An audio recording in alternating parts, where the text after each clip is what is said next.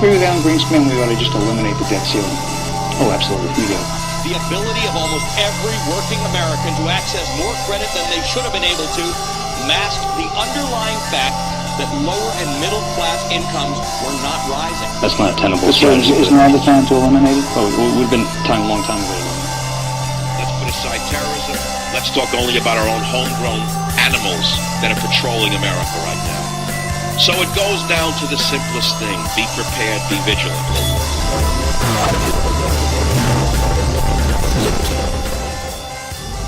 Now, as I open this podcast, there is the testimony is happening on Capitol Hill right now, and it's been made to make you think that it is the testimony that is happening on Capitol Hill, that it is the most important and the most pressing testimony of our lifetime to find out whether or not what Kavanaugh has been, basically his life's been ruined.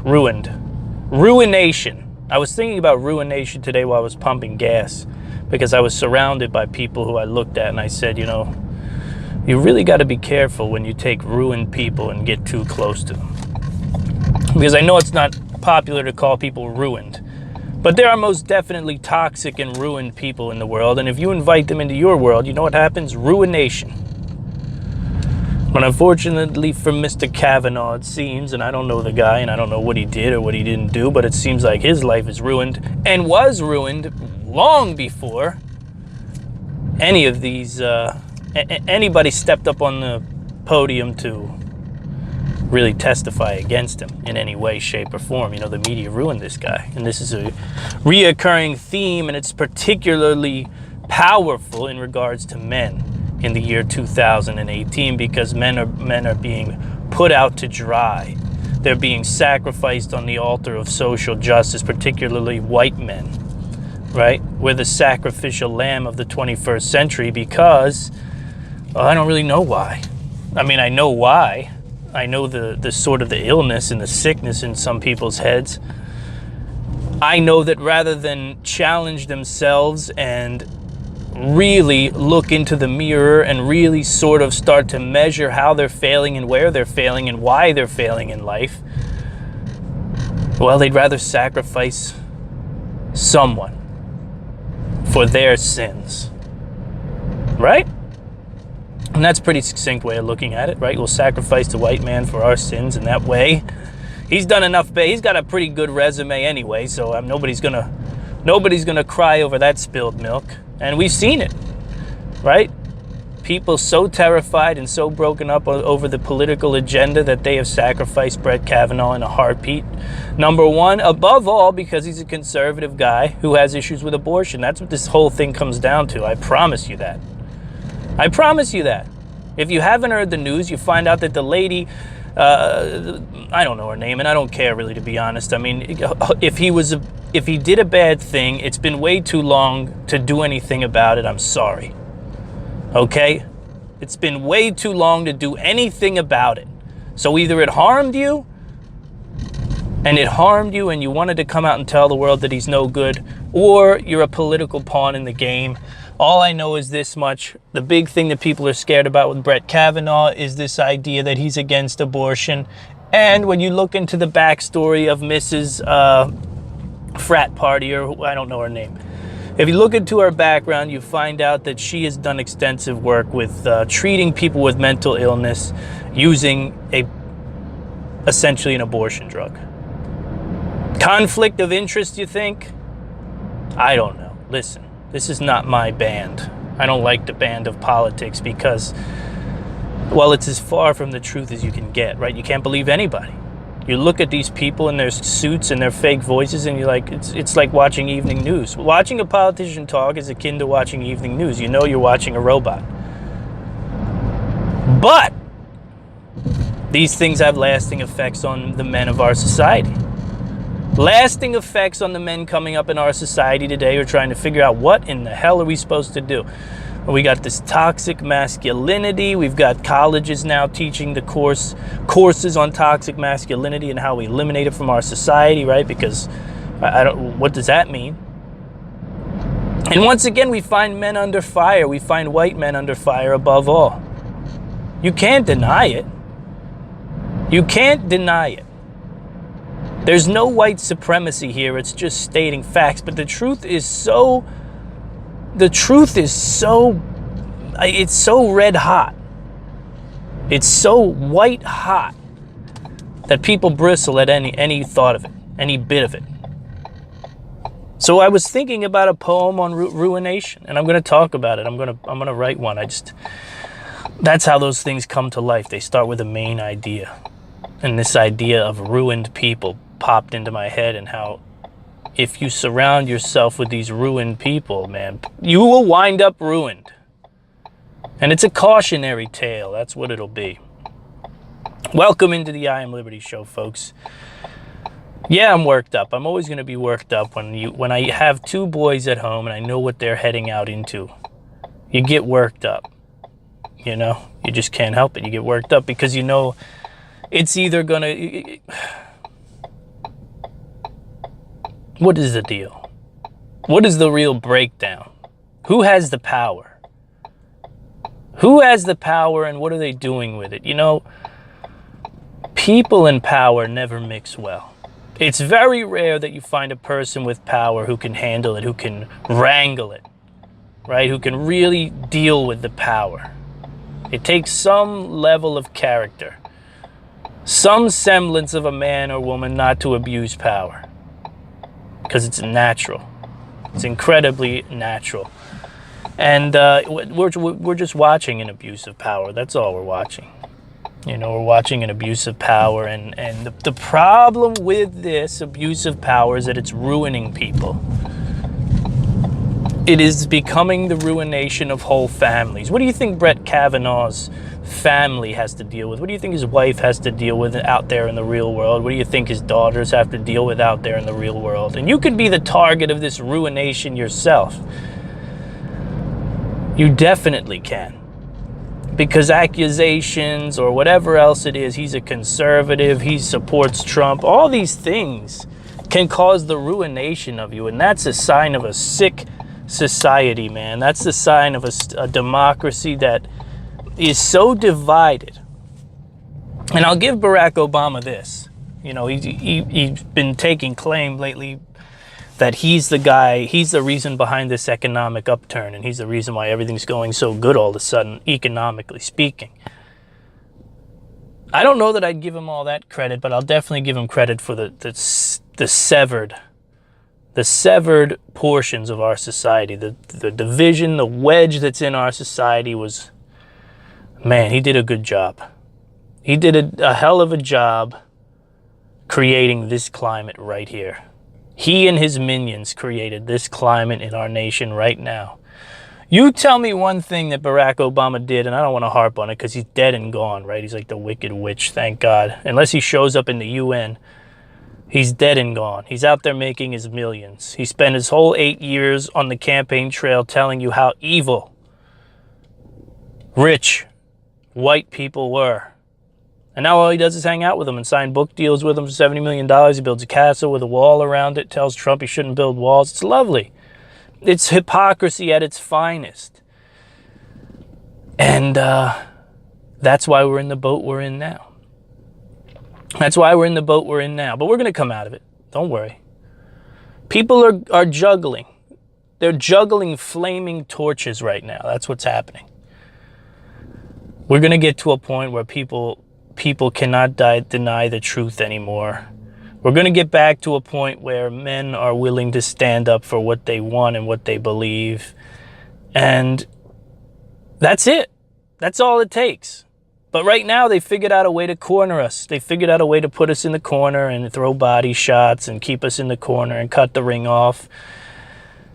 And if you say something, then you can lose your job. If you say something, you can lose a lot. You can lose your pension. You can lose your severance. You can lose your retirement. You can lose whatever, right? You're cornered. You're boxed into a corner. You better not wear that hat to work. You better not talk about that subject. Okay. Well, we're boxed into a corner, right? That's what's going on. And they're going in mad fury right now that they have however you want to look at it. They have the conservative corner, they have the man corner, they have the whatever it is. The progressive left wing, the revolutionary left wing, the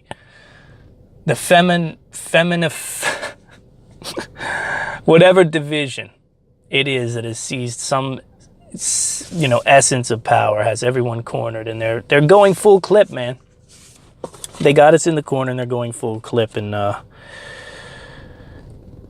the way you deal with that is you weather the storm. And that's what's happening right now.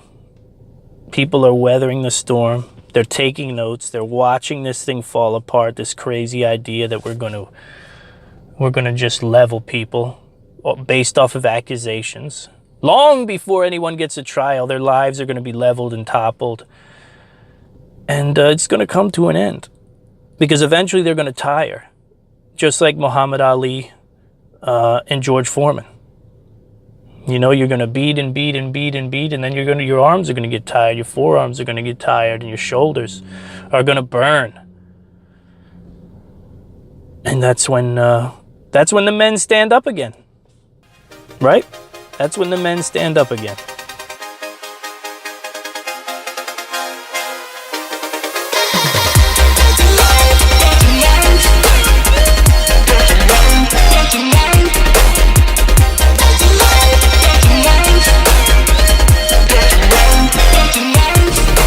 I realized the first part of that show could come off as seeming very man versus woman, and I would never... Look, there's enough man versus woman in a good relationship, right? Let alone on a society level. And I think for the vast majority, it's not at all a man versus woman society. But let's get real for a second. Let's get away from the ideologies and the stances and the politics, and let's talk about what life really is for a second.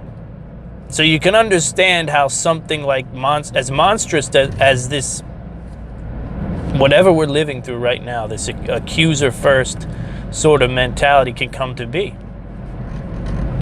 If you're married and if you have a wife, or if you have a husband and you have kids, sometimes it's hard for people to remember, or even to understand to begin with, that there are people in the world who are completely undesirable on many levels. And some of that's their own fault, and some of that is just life. Right? There are undesirables in society for many reasons. And we're living through a time where it's way better, way easier, and you get way more love from communities, particularly online communities, if you can figure out how to pose your undesirability or how to blame your undesirability on another person, right? So I can't get a man, I can't get a woman, I can't have the family life that I want, I can't have the love life that I want, and it's because of X. It's certainly not because of me, but it's because of X, and we need to figure out a way to change that. We need a movement. There are a lot of undesirable people in the world. There are a lot of people who got a bad shake at the game. Period. I don't want to hear pull your bootstraps up. I don't want to hear the conservative talking points. At the end of the day, there are lots of undesirable people out there. For whatever reason, they don't fit. Nobody wants them. Nobody wants to be around them. And that's just the story. Maybe they don't search hard enough. Maybe they don't work on themselves. Whatever. Or maybe it's much deeper than that. Maybe it's much worse than that. That's number one. Right? That's where the vitriol comes from. When you have to face the idea, because deep in these people's hearts, they know what the deal is, right? They're not going to say it out loud, and it's going to manifest in an anger and a viciousness that I think fuels a lot of this outrage that we see. I've been hurt by life so bad. I've been dealt such a bad hand, and now the only way I'm going to feel better is if I hurt people, or if I see people get hurt, or if I see a man like a Kavanaugh executed publicly. And that's basically what's happened to the dude, I mean, if you ask me. In a world like ours. I don't want to go back to this Kavanaugh thing because I knew it was going to happen long before it happened. I recorded the first part of the show yesterday morning, which was Thursday morning, before they started screaming at each other. Because I knew that the character assassination had happened already. I knew that the guy's life was over. This is what it is. There's no getting around this. There's no faking this. There's no, oh, by the way, sorry about that. I mean, even if it turned out that someone found a VHS tape and plugged it in and it showed him sitting there reading her the Bible instead of, you know, foisting himself upon her, it'd still be the end of his life. It'd still be the end of his kids. You'd have to deal, you know, it's a nightmare. That's what happens in a world when accusation wins. And we're deep into the accusatory mode of justice in this nation, and it's ugly, man. But anyway, there are a lot of undesirable people out there. That has something to do with something. Whether you like that idea, whether you don't like that idea, whether you don't like the route that they're taking because they know they're undesirable and the world does not want them around. They're not going to fall in love. Nobody wants to deal with their crap, their issues. Maybe they're not attractive in any way to anyone. That sounds harsh, but that is real. And you got to understand that. There's a level of disenfranchisement with the nation itself because of that. That's just real, man. That's real. That's how these things come to be.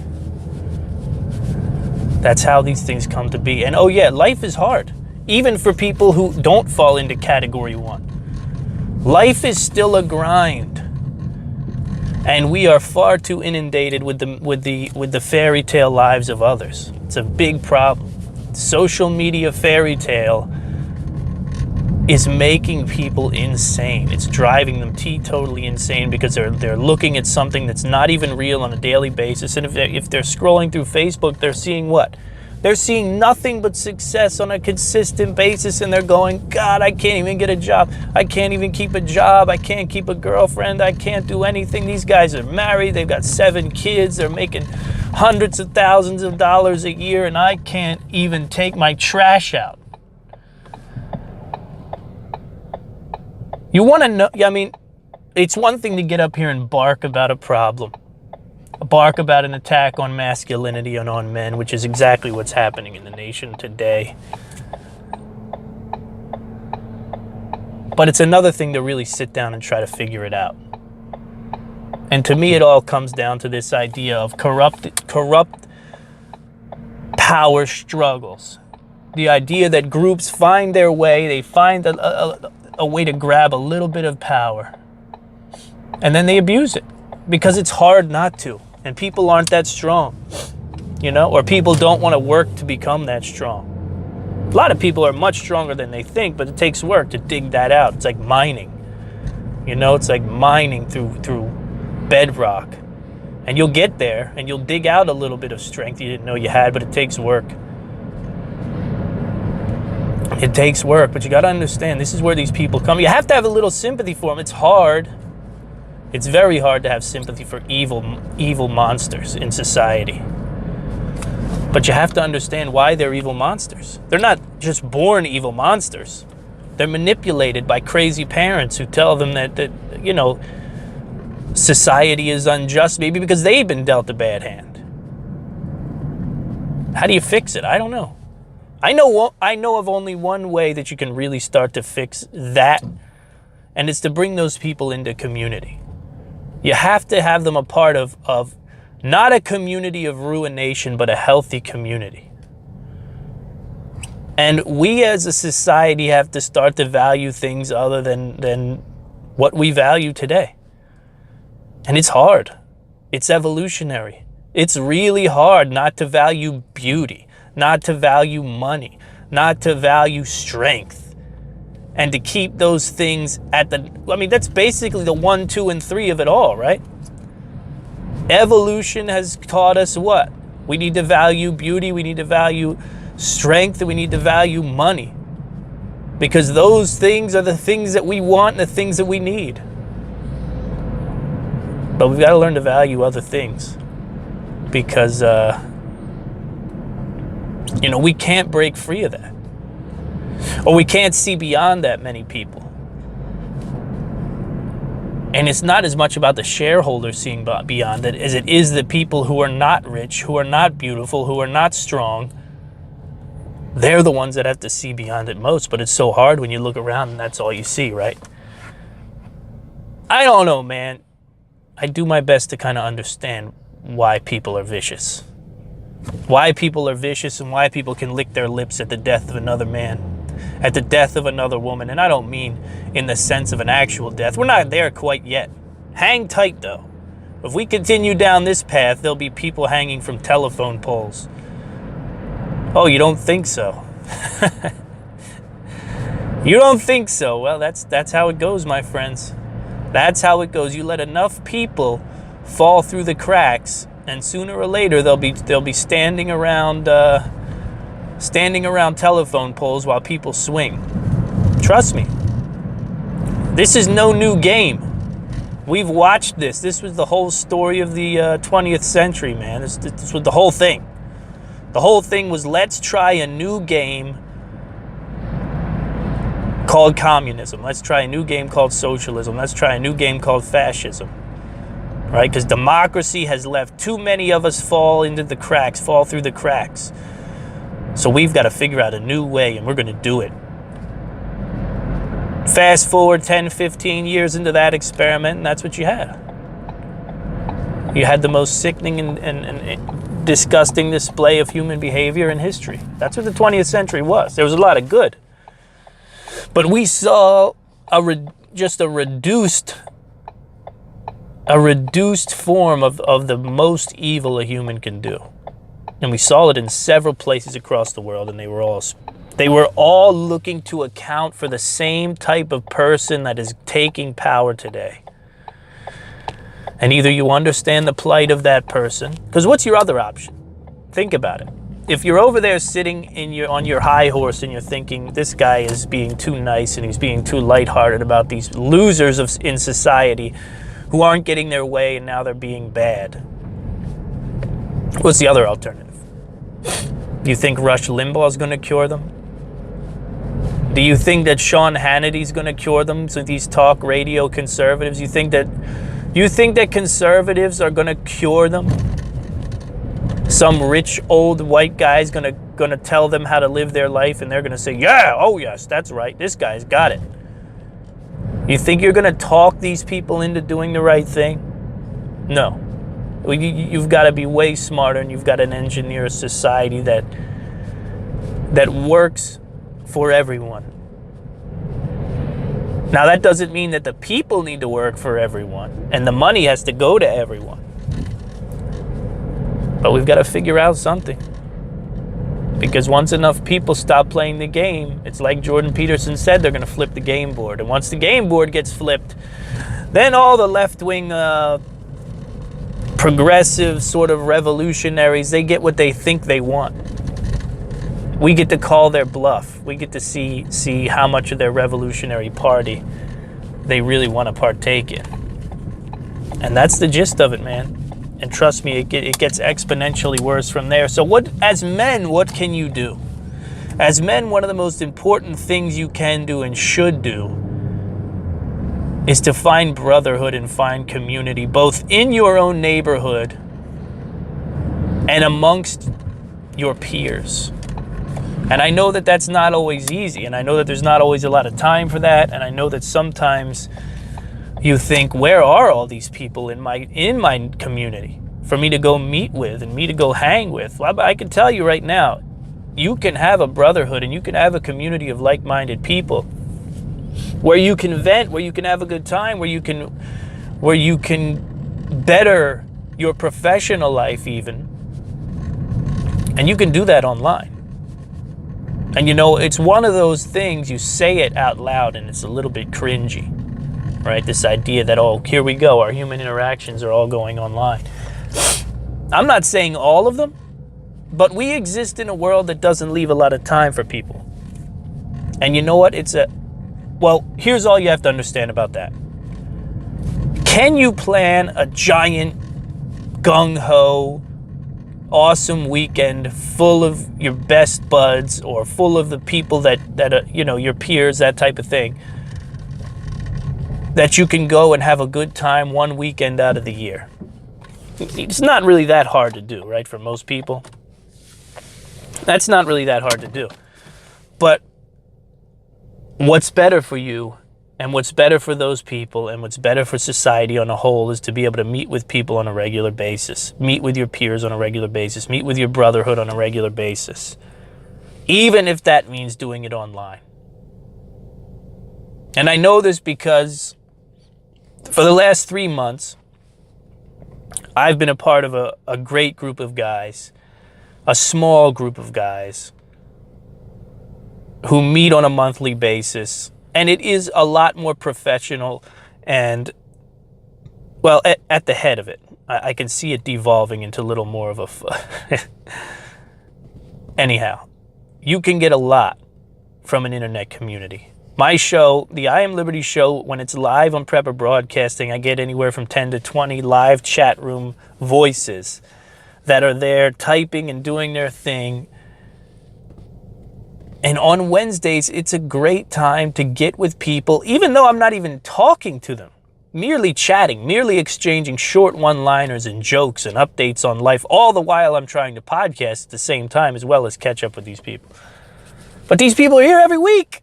My lovely fans, the people who listen to the I Am Liberty show and show up every week, and I thank you so much for that and listen to me.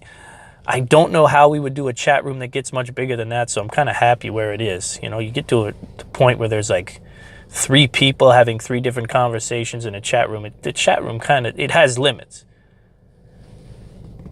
But there's power there. And in that, it fills a void that some people I don't think have the ability to fill. Honestly.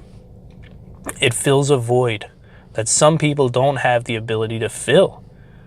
And that's so important. And now I have this new group. It's an authors and entrepreneurs group that meets monthly. We meet via video, most of us.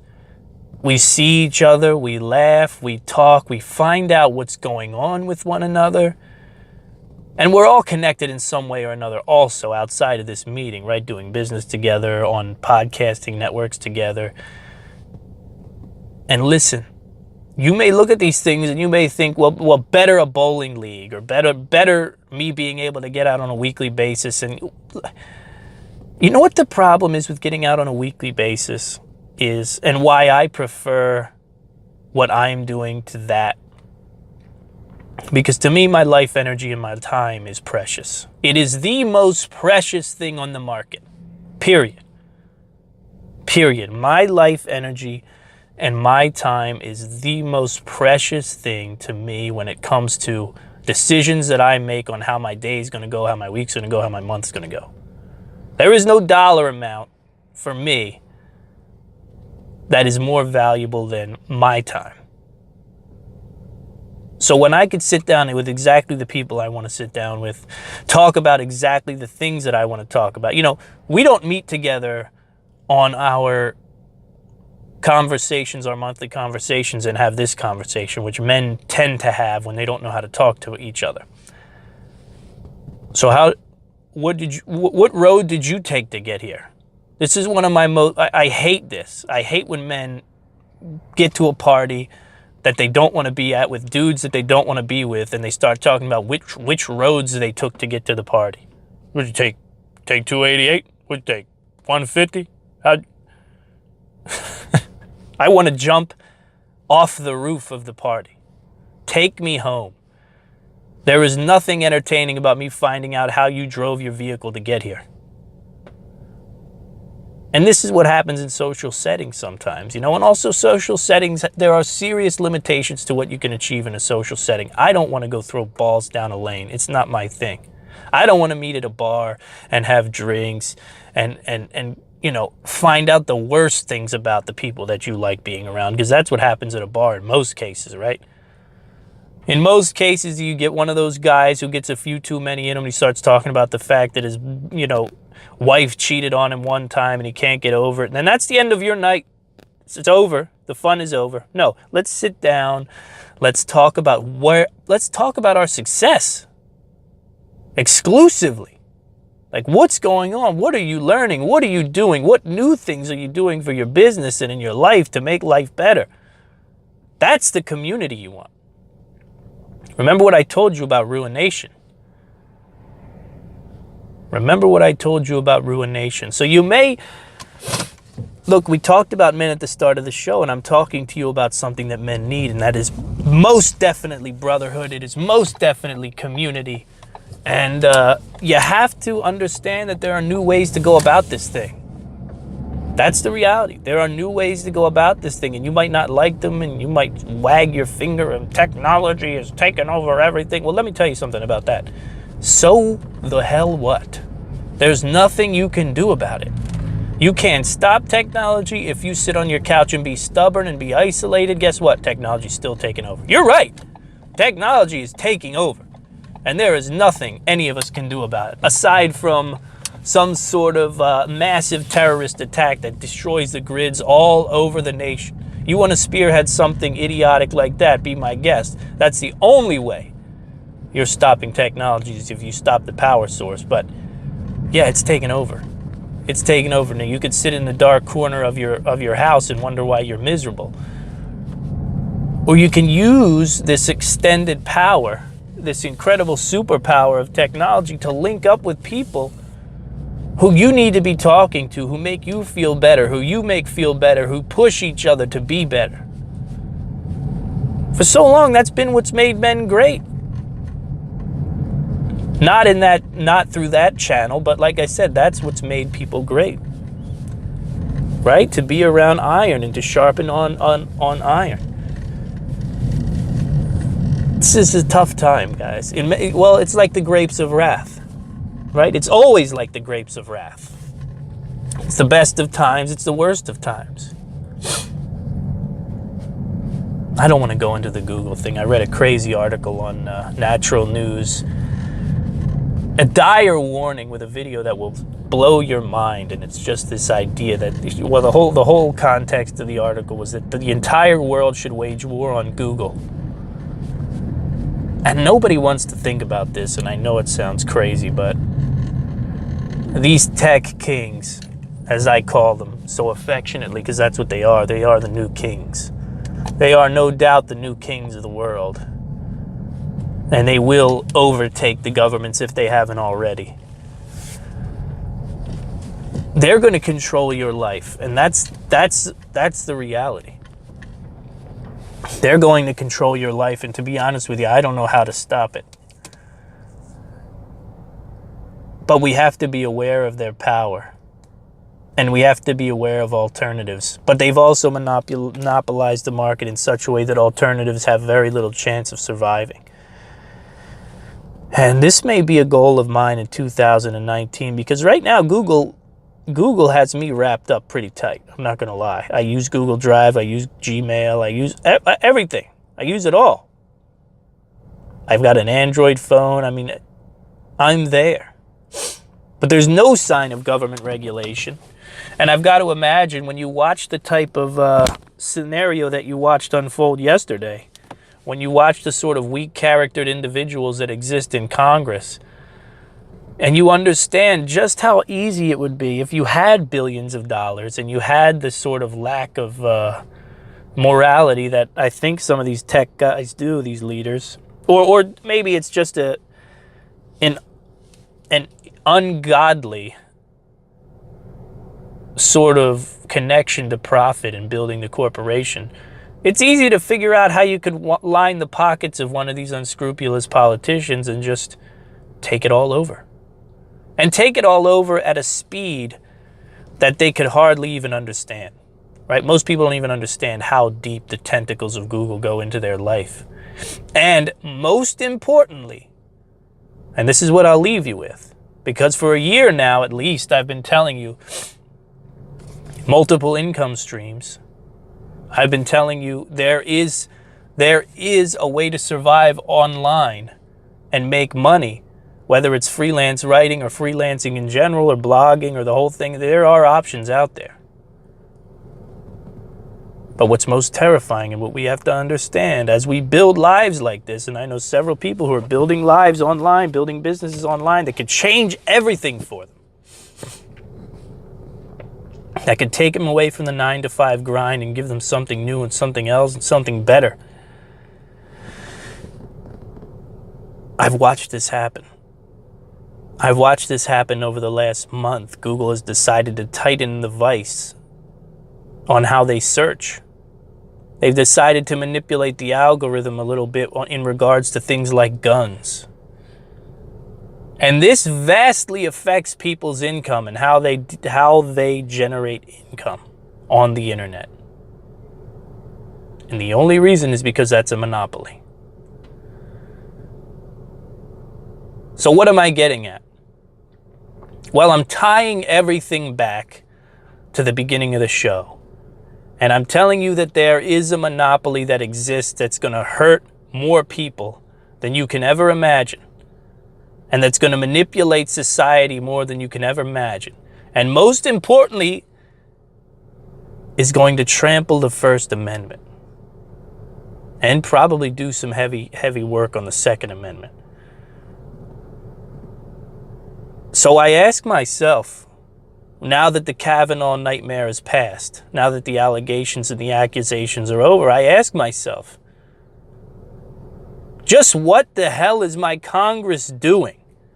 Wasting their time on an issue like this. I'm sorry.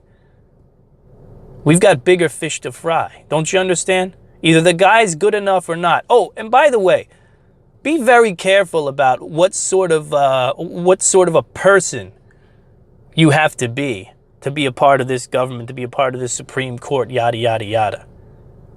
Right?